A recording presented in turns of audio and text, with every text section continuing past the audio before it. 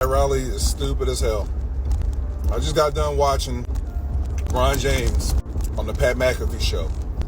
It was a great 1 hour interview, but the thing I kept coming away with is that he confirmed the story about them taking the chocolate chip cookies away on the team flights. Backstory, in 2014, LeBron's last year with the Miami Heat, on team flights to away games, they would have chocolate chip cookies. The flight attendants would bake them and serve them to the players, but not only the players, the player, LeBron James. Two-time defending champions in 2014. In the middle of the season, they get on a flight to go play an away game, and the flight attendants looked at the LeBron and said, "No, we can't serve you any more cookies." And he already knew where it came from. Dwayne Wade knew where it came from. That decision didn't come from Mickey Harrison, the owner. It came from Pat Riley's stupid ass. Why? I don't know. I do know this. Pat Riley is very old school. Played in the 70s, coached in the 80s.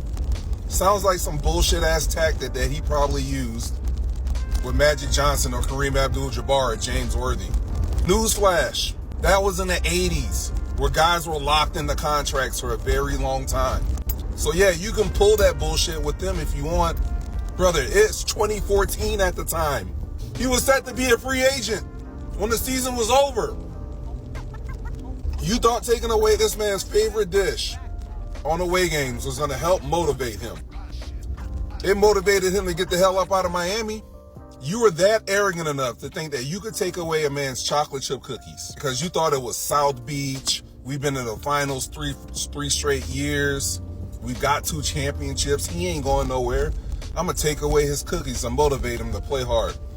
That shit backfired.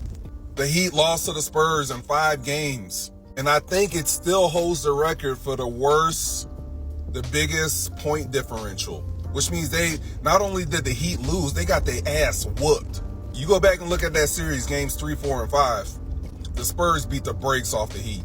None of those games are close. After the series is over, when LeBron's a free agent, Pat Riley holds a press conference talking about you don't run when you hit adversity. Right? You stick together and you figure it out. Basically calling LeBron out in the media as if taking the man's chocolate chip cookies away wasn't enough. He was just too old school, bro. If you could take a man's chocolate chip cookies away, what else could you take away from him? No fucking sense. No sense.